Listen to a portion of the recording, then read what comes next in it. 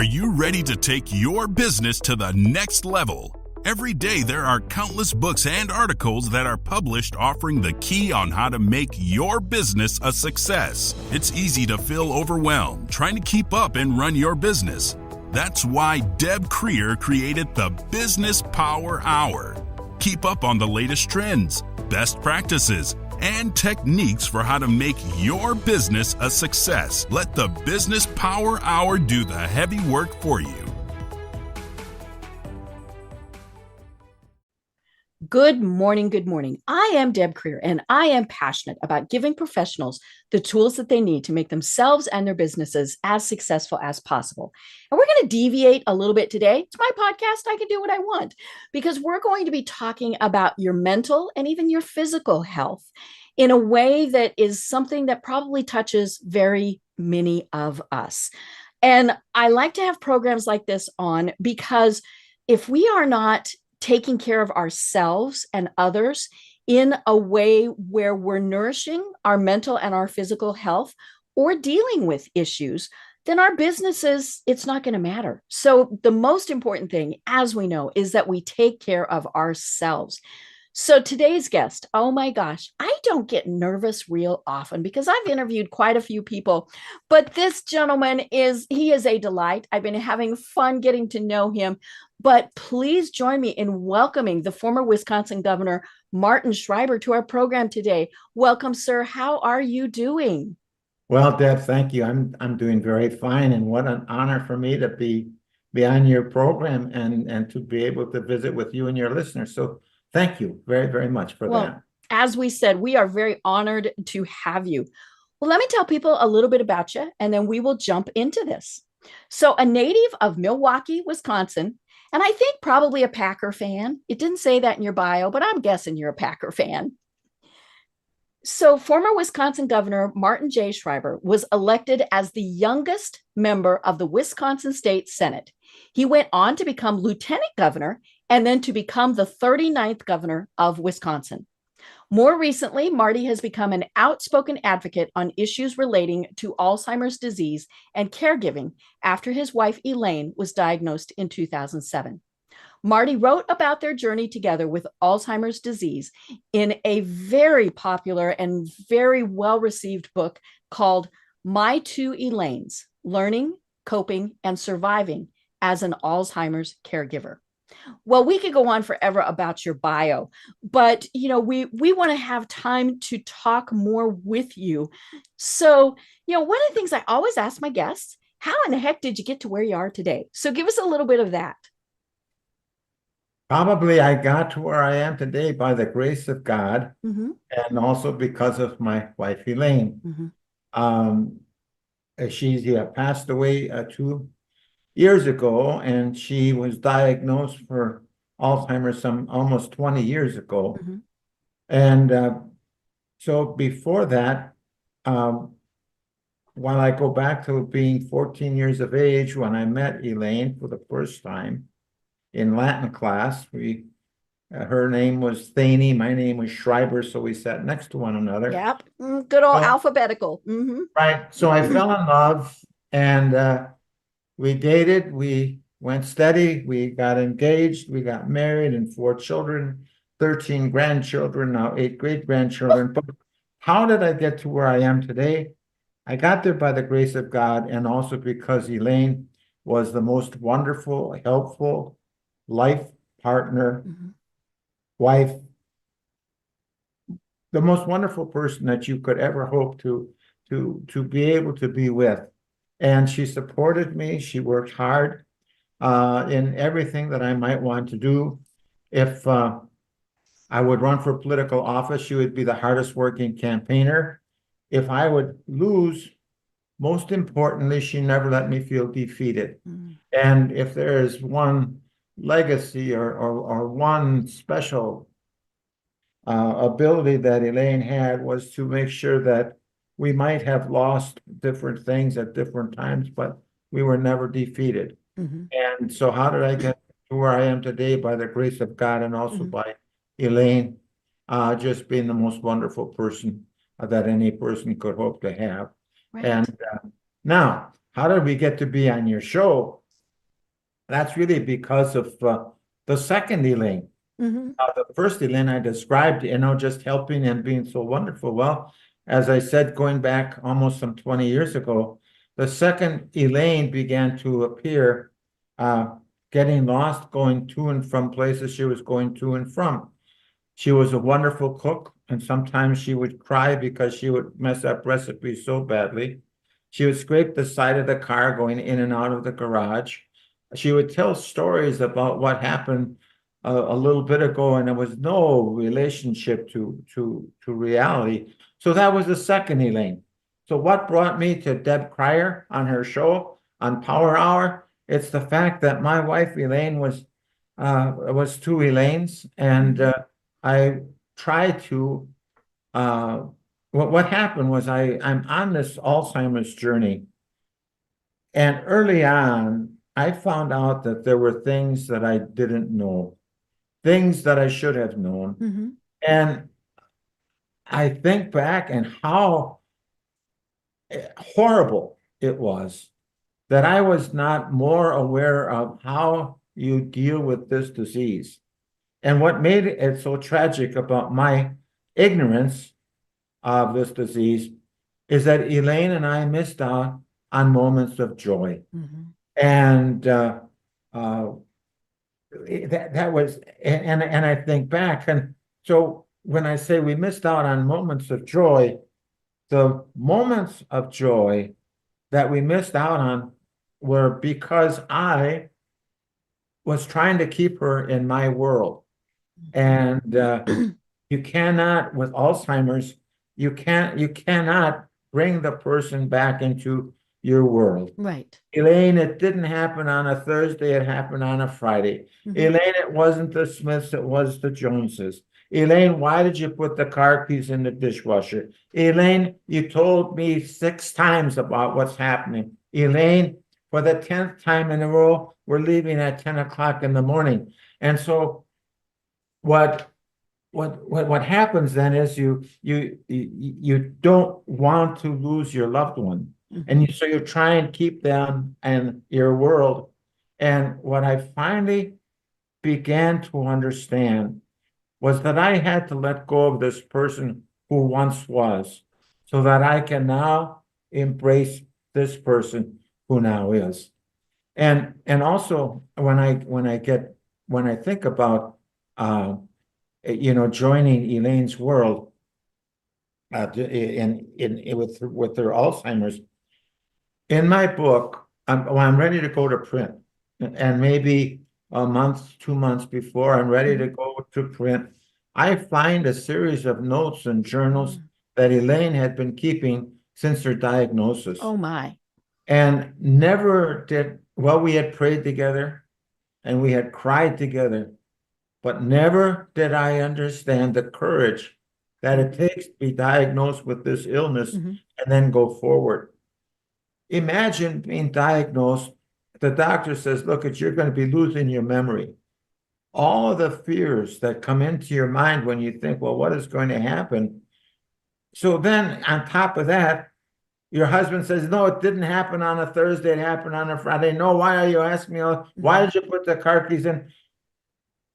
You don't even remember that you did all of those things. Right. So what is happening is you're losing your memory. You're uncertain about so many things, so worried. And at the same time, your loved one who adores you is criticizing you for everything. Mad at you. Well, for something you don't remember doing. And so I have learned that's so important then to have joined her world. And so once I learned that, the doctor, when Elaine was diagnosed, that there are 4 things that we should be doing. One is Numenda and Aricept. Those were drugs. Were supposed to delay the progress. I don't know if they did, but we took them. Socialization, that being something important. And then also the third thing is going for a walk, which is the best exercise for the brain. And then the 4th thing was a glass of red wine every evening. Elaine got 4 weeks ahead with a glass of red wine and 3 weeks behind in the walking. But when we would go for a walk, Mhm. she would say, "Oh, look at that beautiful flower." Well, come Mhm. on, Elaine. In my mind, Right. We're walking. we're walking. Mhm. And look at the bird, how Mhm. pretty. So we could have stopped for a moment and looked at the bird. Mhm. And what I began to find out later on is that we could be together and watch leaves be blown across the lawn and have that be a wonderful Mhm. experience. And just, just, I cannot, I don't think I can do justice to describing what is going on or what I think was going on in the mind of my wife Elaine with Alzheimer's and what goes on in the minds of other Mhm. people who have Alzheimer's, but then also how we as caregivers can help our loved one live their best life possible by joining their world Mhm. and and just how much that means to them uh, to get the comfort Mhm. of an understanding that their world is what it's really all about. Right. Right. And I love that phrase, joining her world, because she's not part of your world anymore. I mean, that is the, when you talk about two Elaines, and I shared with you before that my father had Alzheimer's, and I did a lot of the same things. No, remember this. Why can't you remember this? And people I've talked to, they all do that, and we think if we force them to remember, it's going to kick those brain cells in gear, right? And of course it's not. And all that happens is everybody gets frustrated and angry and upset. So, one of the things, and I loved reading your book. It was heartbreaking, but it was so good. And I strongly encourage anyone, whether you have someone in your life that is on this journey or not, read this, because it is such an important book. But one of the things that you talk about in the book, and this actually, we came to the conclusion with my dad, is to tell white lies. It's okay to say, "Oh, the keys belonged in the dishwasher," or "You're right, it was Thursday." Correcting them, it doesn't make a difference, right? And so I love that you talk about white lies. Well, I call it not only white lies, but therapeutic fibbing. Right. And so Mhm. And Elaine, it's therapeutic for both, right? It's sure. So Mhm. Elaine asked me once how her parents were. Well, I Mhm. said, Elaine, they're both dead. Oh, which was Well, crushing. it Mhm. was crushing. And so I promised myself I would never put her through that again. Mhm. So the next time she asked me, Mhm. how are my parents? I said, Elaine, they're doing great. I said, your Right. mom likes working at church, your dad likes Mhm. his sports. Mhm. And oh, she said, that makes me feel so Mhm. good. Mhm. So, well, that's therapeutic fibbing. Mhm. But Deb, I want to warn you and listeners, I want to say two things additional about Mhm. therapeutic fibbing, which is important. One is I tried it the first year of marriage, Mhm. and that didn't work out so good. No, no, not your first year of marriage. Nope. No, Mm-mm. but then the other is, and you said it's all right, but not everyone believes this. Mhm. But if you can recall in the Old Testament, when Moses went up to Mount Sinai and brought down the Ten Mhm. Commandments, the front of those commandments is written in Arabic. Mhm. Uh, and so, because I was there, I was able to look on the other side of the stone tablets, and there, chiseled in English, is therapeutic fibbing is okay. That therapeutic fibbing Mhm. sometimes is really important. Right. Mhm. So I want I want caregivers to know Mhm. that we can let go of the Mhm. truth Right. because therapeutic fibbing, and again, it's helping our loved one live Mhm. their best life possible. Right. So, and then well here, and I Alzheimer's, when Elaine was diagnosed 20 years ago, Mhm. there was no cure, and also it can't it they don't know how to stop it. Right. today we're no better off than we were 20 years ago, basically. Now, there have been some drugs, but I find all of them wanting. So it has been then the same for 20 years. And because we can't fight this disease right now, because we can't cure it, what we can do, however, is make the determination that our goal is going to be to help our loved one, but also ourselves live the best lives possible. And because you fight this disease and try and bring the person back to your world, it's a terrible diagnosis. It's a terrible look forward, and depressing to think that Alzheimer's disease can't be controlled. Well, what can we do that can give us some hope? What can we do that can give us some goal of opportunity for hope? And that goal can be to help our loved one live the best life possible. And as we said, therapeutic fibbing is one of the ways of helping our loved one live their best life possible. And then there's also like redirection. You talked about that in the book, is like, oh, let's go over here. Yep. And so it's 9 o'clock in the morning. Elaine wants a glass of wine.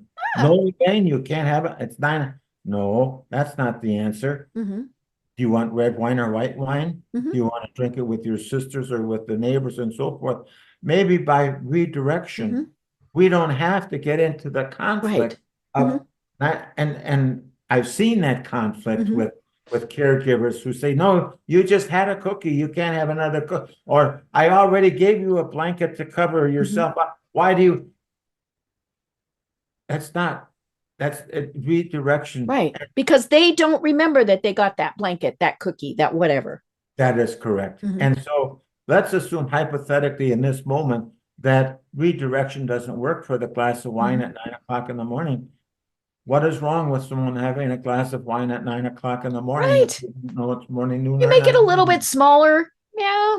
You know, add water, or maybe just water. But we caregivers have to be like detectives, and we have to try and understand and find out what is going to be of interest to our loved one as we try and help them live their best life possible. Elaine was a great cook, and so what we did during her period of time when we lived at home, we would chop celery. We chopped a lot of celery. But she enjoyed that. And she was feeling useful. A homemaker. So we would fold towels. She felt useful doing that. We folded a stack of towels. I went into the next room. Crumpled them up. And so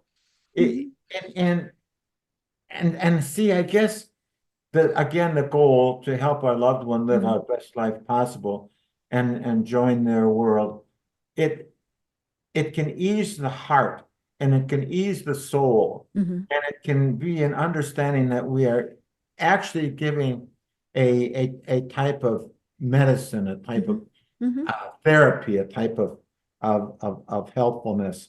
And so one thing, the goal is to help our loved one and ourselves live our best life possible. Right. And let's assume hypothetically that I won this $1 billion lottery, and I call you up and I say, Deb, I'm going to take you and every single one of your viewers.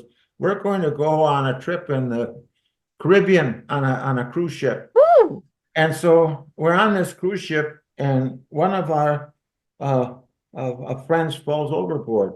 Yikes. We throw him a lifeline, and they grab the lifeline, and they think they're going to be saved. We think we're going to save them, and the lifeline breaks, and they drown. Well, when you read my book, you will learn how much your loved one depends upon the caregiver to be a lifeline. And when they are in their most dire need of anxiety and worry and frustration and confusion, we throw them a lifeline and it breaks. well, why does the lifeline that we might want through our loved one, why does that break? It breaks because we caregivers have gnawed at that lifeline to make it weak. Right. How have we gnawed at it? We haven't gotten enough sleep. Mm-hmm. We didn't get enough exercise. Right. Didn't socialize. Mm-hmm. We didn't take care of ourselves. We thought that maybe a martini, 2 or 3 or 4 in the evening, is going to be a good thing. Mm-hmm. And so, as I said in the book, I point out where Elaine's diaries say how important I was in her life, and I put that in there not for self-aggrandizement, but so caregivers would understand they are so important in this horrible disease to helping their loved one live their best life possible. And if we don't take care of ourselves, well, not only are we unable to do that which we want to do, and that's to help our loved one, but also, well, I'm not doing well, health-wise. And my daughter gave me an article on the benefits of moderate drinking, and it wasn't because I was drinking too little. And so what happened then, they actually had a confrontation. What do they call it when you get together? Oh, an intervention? They had an intervention with me. And they said, Dad, we've lost Mom, but we don't want to lose you. Right. And if you don't take care of yourself, we're going to lose you, and we don't want to lose both parents. And if you check on the statistics, you will find that far too many caregivers die before their loved one. Right. Right. And they do that because this worry and this anxiety sets in, but your lifestyle. So what makes the job of a caregiver so difficult, among other things, and that is, so Elaine, we're trying to help Elaine, or any caregivers trying to help their loved one reach a level of comfort. And you just about have it to the point where it's organized, and because the disease is regressive continuously, you wake up the next morning and it's a whole new world. Right. Yeah. I mean, that's one of the challenges is, one day they're fine. 1 hour they're fine. The next they're not. Then they're back again. I mean, it is such a challenge. And so the question is, how can we best meet that challenge? But then we worry about, and well, what am I doing wrong? So then you spend more time and you spend more worry, and lo and behold, you are continuing to gnaw. Right. Yeah. And now I'm a firm believer. Our caregivers are our superheroes. We could not get along without them. But the caregivers, they're filled with anger, with guilt. They're not doing well physically and emotionally. And it was interesting. Just earlier today, I heard someone say this, and she was a caregiver to her father. And she said, guilt is a gift that you give yourself. And I thought, that is so true, because we just, we feel guilty. What aren't we doing right? Why are we making it worse? Why are we upsetting them? Why am I angry? And all of those things. And instead, we need to give ourselves the grace to actually feel those things, right? Because we are going to feel those things, but acknowledge it and then go, okay, now we're moving on. What you said is so important, and I never thought of it that way about guilt. Is maybe the word give, like we could change it to give is the penalty we give ourselves, right. or kind of description like that. But what you described in the emotions about feeling the guilt and about feeling the anger is so true. And there again, that's why in my book, I tried to lay out a path. I tried to point out things that I wish I would have known sooner. So individuals, caregivers could, well, it's like I took a trip up a mountain trail, a very arduous, difficult trip. I went up and I came back, and now I'm sitting at the beginning of the trail, and there are other caregivers that are just starting out. Mhm. And my book, what I try and say is, please sit down with me and talk for a little bit. Mhm. And I made the trip. I know where some of the very difficult things are. I know where it might be made easier, where it would be ordinarily very difficult. So, but please sit down and talk with me and let me share with you. So as you make this journey, so may you be helped by my experiences.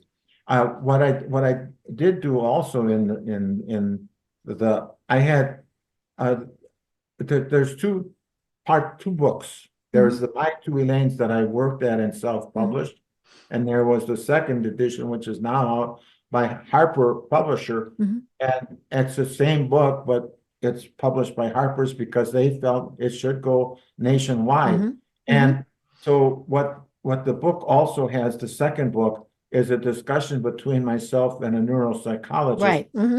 to reaffirm.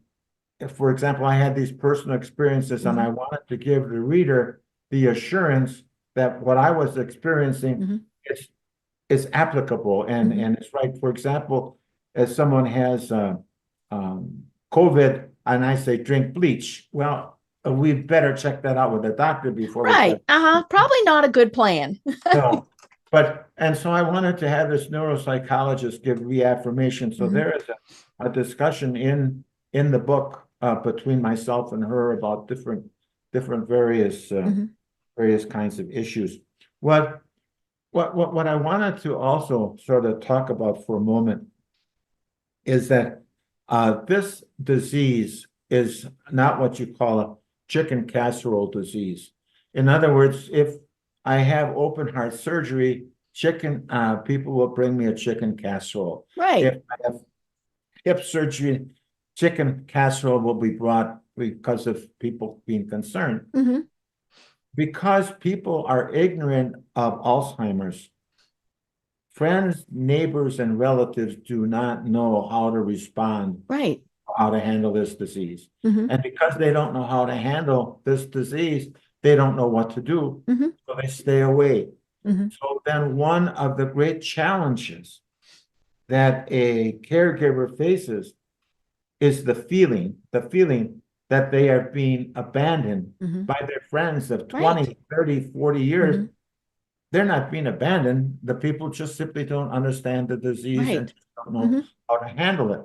And then they also say, well, I don't know how to handle it. And they don't maybe know my name and so forth. Well, what I wanted to share was that, so when Elaine went into assisted living, what I did many times was to join her for lunch. And so one day we're having lunch and she's beginning to cry. And I say, Elaine, why are you crying? Well, she said, I'm beginning to love you more than my husband. Well, I didn't ask her what's wrong with her. Right. Yeah. But what that meant to me was it was not necessary for her to know my name in order for our hearts to touch. Right. And I try and have not only caregivers, but their loved ones and friends understand that it's not necessary for them, the person ill, to remember their name. And that hearts can touch by a smile, by a hug, by a holding of a hand, by the singing of a song. And so all of that becomes then in turn so important. Again, joining the world of the person who now is. Right. Right. And the Alzheimer's Association, which I know you are a big advocate for, they've got great resources. And one of the resources that I'm looking at is 10 ways to help a family living with Alzheimer's. And they say exactly what you say. You need to be there for them.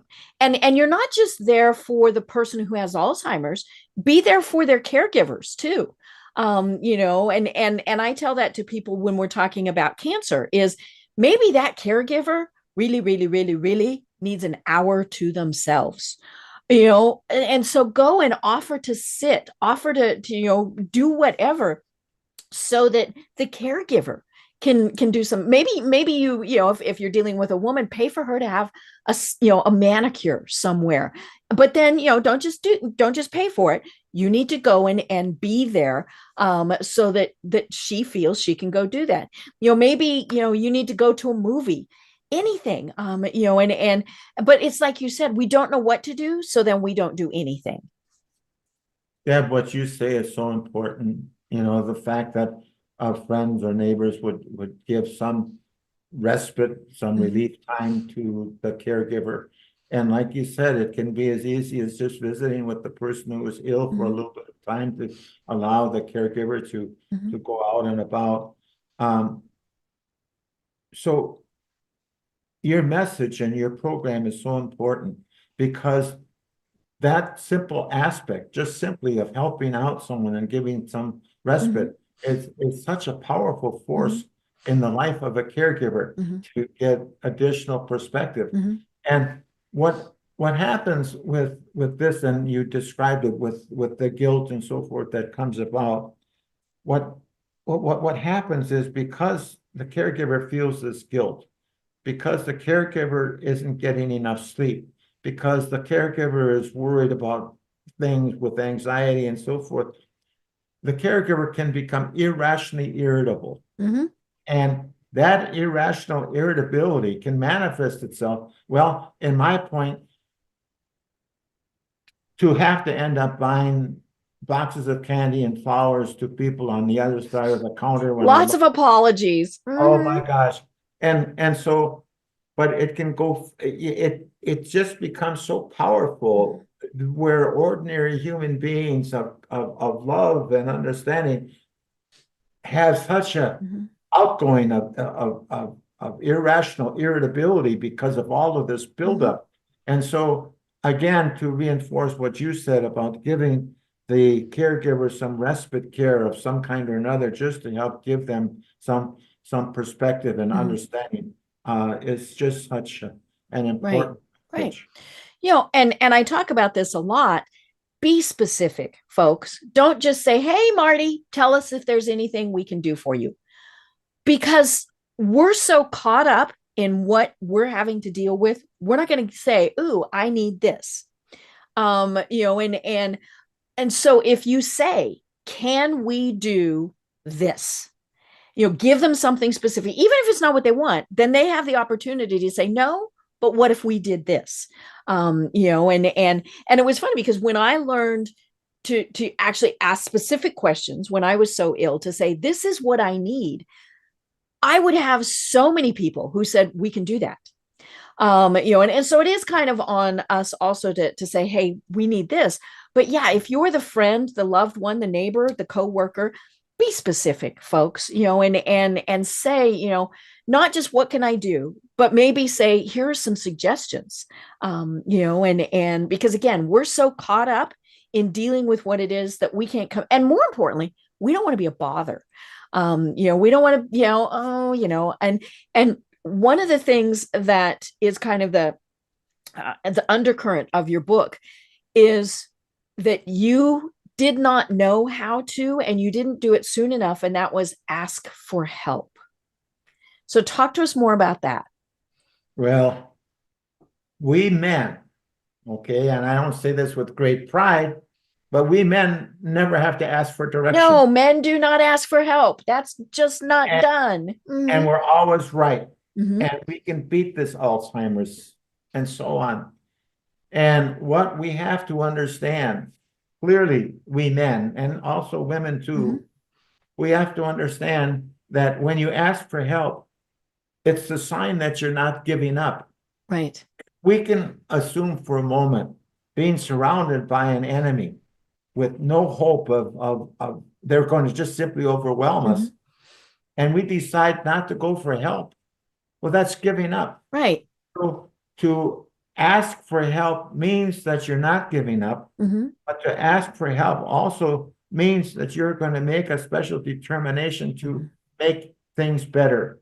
And I found that to be a serious one of the things to not ask for help. So through the Alzheimer's Association, I am going to counseling. I come into the counselor's office one day, and it was just horrible because I knew that Elaine would have to go into assisted living memory care. So the counselor said, well, what's wrong? And I said, I just cannot see putting Elaine into a nursing home. Right. Keyword putting. You should be able to care for her yourself. Right. And the counselor said, you are not putting Elaine anyplace. You are giving her an opportunity to be who she is now. Right. Questions of the counselor: can Marty Schreiber's 24/7 nursing home take care of her? The answer is no. No. Marty Schreiber do the kind of job no. And so here is what I learned. My not wanting to put Elaine into a nursing home was my personal battle with Alzheimer's. And to carry it to the next step, it was not how I can best serve Elaine. It's my personal battle with Alzheimer's, and Elaine was the worst for it. Once I understand, I can't beat this disease. What I have to understand is my goal, realizable, is to help my loved one live her best life possible. And at that moment in time, the best life possible was her to go into assisted memory care, into a nursing home. Right. And so we we can be captain of the football team, we can be whatever, and then we think we can't ask for help. I think not asking for help is the coward, selfish, egotistical, uncaring, activity of a loved one. And I want to be very, really strict and forceful in the term about how foolish it is, selfish, to not ask for help. Right. Because you need to keep, as you said, that respite opportunity, and you can't do it by yourself. Right. You just simply can't do it by yourself. You know, and you need them to be where they are going to be well cared for. I mentioned that my father had Alzheimer's, and my mother was very adamant that she was the only one who could care for him. And her one thing a week that she did by herself was go to church. And, it was kind of one of those things. My father, God bless him, he was not a church going man. And, and I was, I was up there, this was in Colorado, and I went to visit, and he and I were kind of chatting about this, and, he was having a good day. So he was able to discuss this. And I said, so, what's going on? And he said, oh, if I go to a church, the walls will fall down, and so, but, and so mom would go to church. Now, this is high in the Rocky Mountains. This is elevation a little over 8,000 feet. And one of the cold winter days, he decided he was going to go outside. And luckily, he didn't leave the yard, but which, he could have. But he got very, very cold, because he was out in his slippers and his pajamas, and it was probably below zero, and just all sorts of things. And mom came home and found him like that. And like I said, tragedy was averted. In many cases, it's not, and she didn't want to lock him in the house. And I never quite understood that.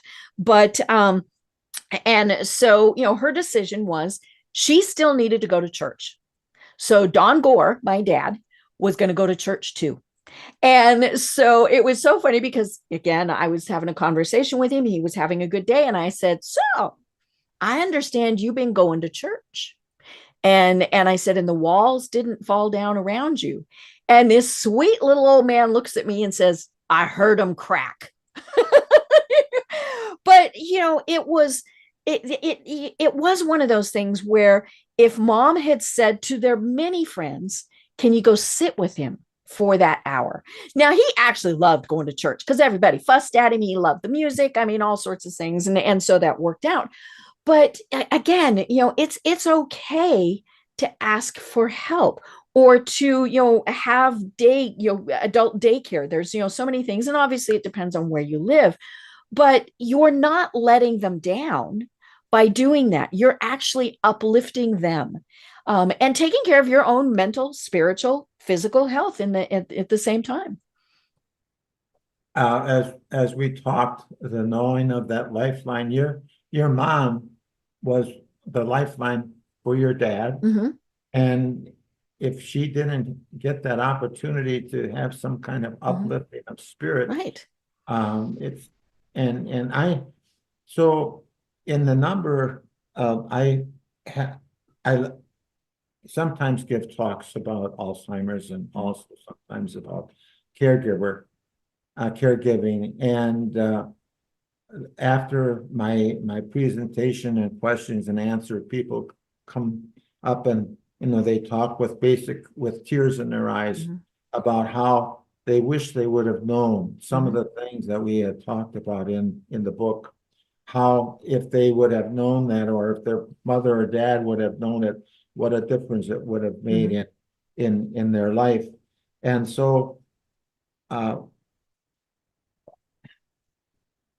when Elaine was first diagnosed, the doctor said there were four things, Numen and Aricept and socialization and walking in the glass of red wine and so forth. But there was not an understanding given to me, and it's my fault as well, about what it's going to take to be a caregiver. It's I don't know, that it would be sort of like having a baby and just simply not having any kind of concept about what right. What how the heck do we take care of this? Right. And so I had no understanding of the toll that it can take on a caregiver if the caregiver doesn't take care of themselves.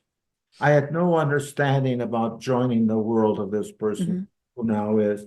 I had no understanding about the importance of support, friends or support group. I had no understanding of any of that. And so I am trying to promote a program called Direct Connect, and that is through the medical society, that if there's a diagnosis of Alzheimer's, that they ask the caregiver to sign a permission slip getting around the privacy laws, or to satisfy the privacy laws. That's a better term.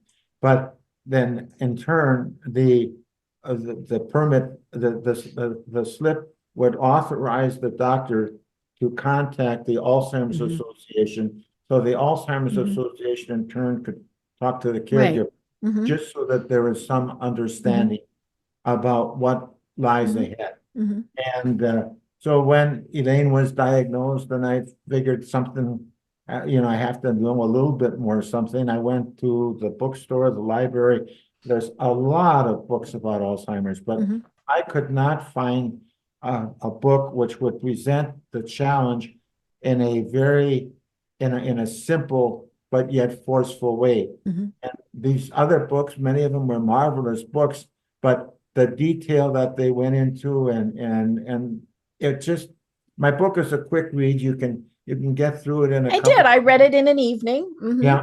And people have told me that they keep it almost as a referral system. I don't know, you're too young to go back to Dr. Spock, but in my era, there was Dr. Spock who had this book, and if you were raising a child, you would go to doctors and had a problem, you'd go to, and so with the book, if you are facing the type of a challenge, you can at least get a overall, not an overall, but at least the basic understanding of what your next move or so forth might be. So that's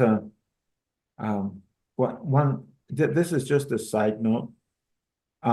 The emotions of caring for your loved one and seeing them lose their memory.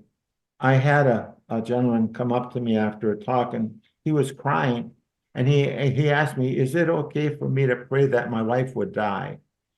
And I can understand why that question is asked, because it is so painful and so much hardship to see your loved one go through that.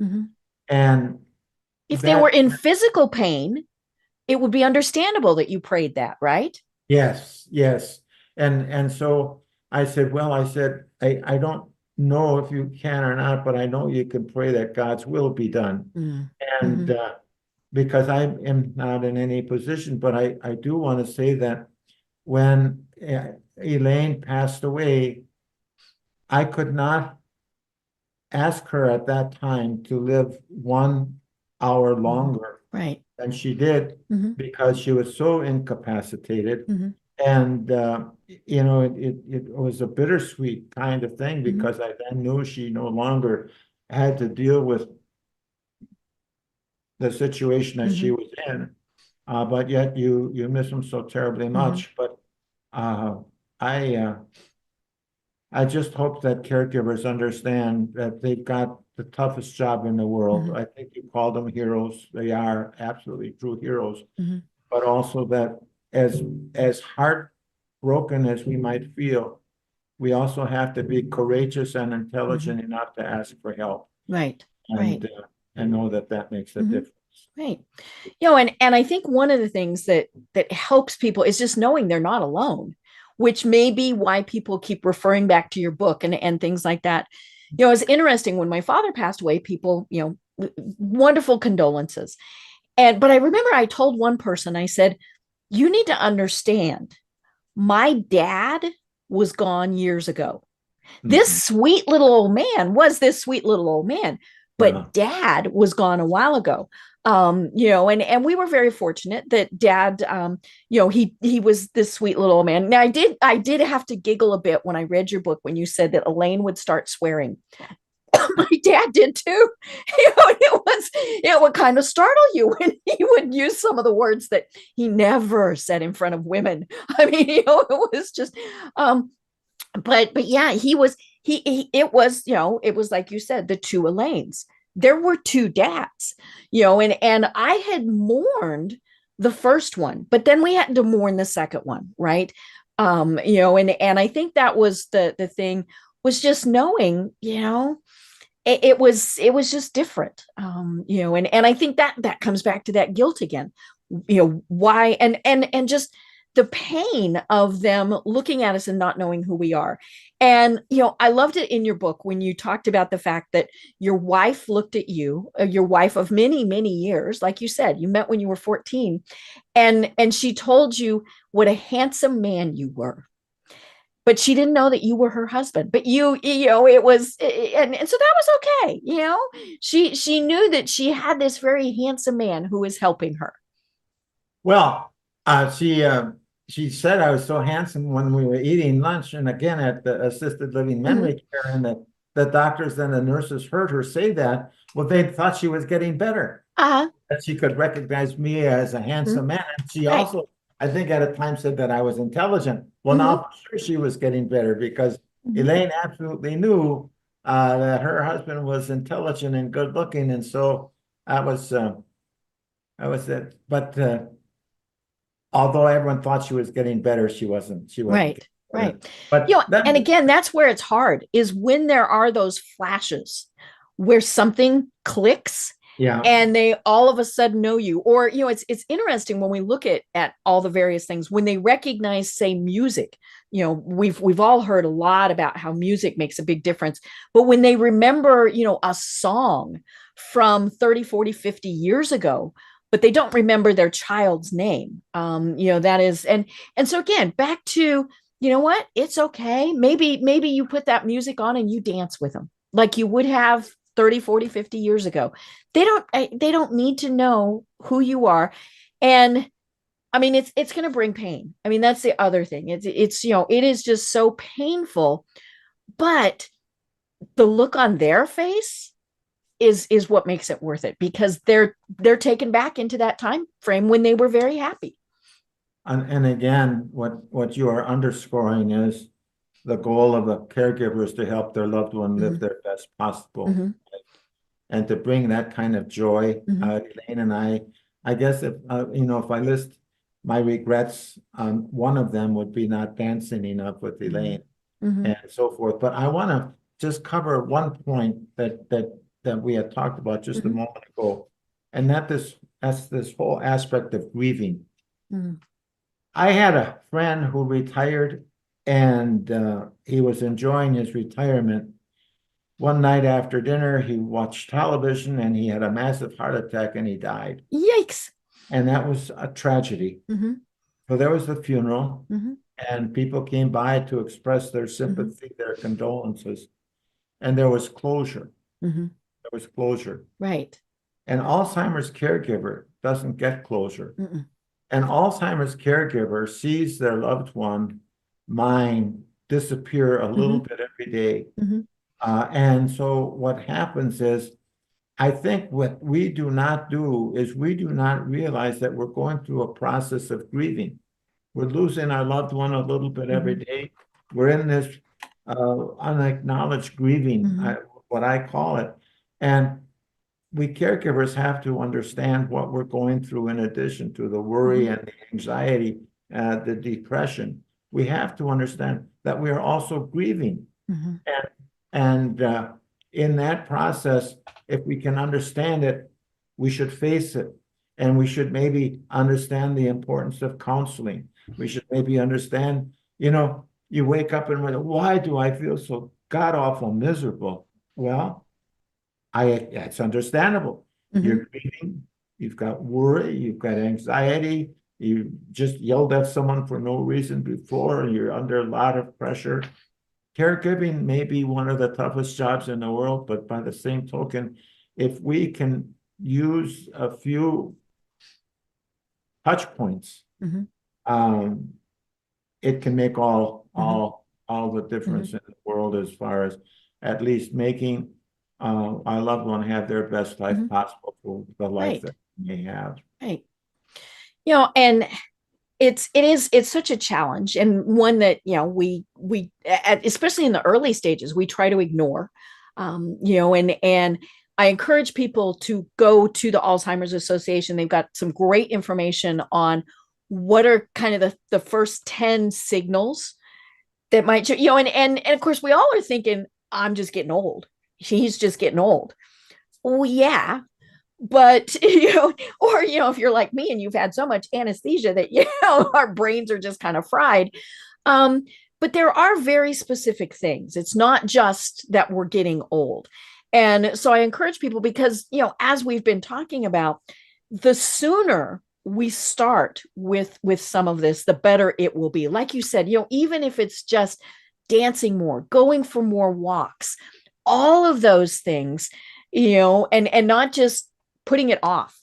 I talk to people, get that bucket list out and do the stuff now. Because you never know what's going to happen. I mean, you mentioned the gentleman who, had a massive heart attack, and poof, his bucket list probably had a lot of stuff on it that he could have been doing. And then it is about, setting those small goals too. Maybe what happens is, like you said, you have a delightful lunch. She doesn't know who you are, but you had a delightful lunch. And that's okay. That's okay. What I wanted to do, I have a list of a few resources in my book. Okay, perfect. Yes. I wanted to let everyone know the Alzheimer's Association can be alz.org. And then they also have an 800 hotline. Almost 24, it's 24/7. It is. Yeah, it's 800-272-3900. And so I just wanted to show you a copy of the cover of the book. And it has this wonderful picture of the two of you as youngsters. Yes, as youngsters. And so I just want to read the last lines of my book. Okay. And so this is the very end. And so I conclude by saying, I'm so very lucky I met Miss Elaine Ruthaney in freshman Latin class. Lucky to have her fall in love with me. Lucky she said yes. Lucky she supported every dream and crazy idea I ever had. Lucky she raised such great kids. Lucky I still get to hold her hand every day. If Alzheimer's is the worst thing that can happen, I've got the best of the worst. For what better blessing, better promise can any person receive than, and this is her quote from her diary, when in heaven, I will always be smiling down at you, with great love to the best man in the world. And so we have these moments and we just have to rejoice in the positive aspects. And so what you are doing, Deb, is helping people get through some really tough moments and having an opportunity to just sit back and appreciate what is good, be grateful for what was good in the past also. Right. Yeah, we can remember. Maybe they can't, but we can. Yes, yes. And as I said, it's your hearts can touch even though they may not know it. Oh my gosh. Well, we could go on forever, right? I told you that's why we have to set a timer, especially because if what we're saying is helping people. But, how do people reach out to you and, get your information? Well, we have a website, mytwoelaines.com, and through that they can get into. Well, I gave a discussion on the Today Show a while back, and other types of discussions. But anybody is interested in the book, they can order the book through that or through Amazon.com. And also, I enjoy giving talks, and so I do not charge for the talks because it's my passion to. I conclude if Alzheimer's is bad, ignorance of the disease is worse. Right. And so the goal is to help as many people as possible understand what this disease is about, how we can deal with it in the most positive aspect and in the most positive way. Right. And all that information is on your website, which is my2elaines.com. Well, my condolences on the loss of your beloved Elaine. It's been almost 2 years. So what's next for you? Well, first of all, my condolence to you with the loss of your dad, and also the courage that you showed through your cancer recovery and through your illness. So what is next for me? Is that the question? If I can talk with people about the importance of knowing about this disease, that's what I'm really all about. I will be celebrating my 85th birthday on April 8th. And so I'm trying not to let the old age slow me down a little bit, but I do just really want to say thank you again. I don't want to miss the opportunity and to think about the fact of guilt being a present we give ourselves. That is just so helpful, I think, to understand and making sure that caregivers get help and so on. I just do want to thank you for all of that and the courage that you have shown. Remarkable. So. Well, thank you. It's like we said, if we can help educate people, that's what we're here to do. This has been, I always say it's a delightful conversation. That's not the right word for this, but it has been a wonderful conversation, and I hope that we can continue it. Do you have any final thoughts that you want to leave everyone with? I think the best is just for people to understand that if we can help our loved one live their best life possible, that is in and of itself one of the most important things we can do in life.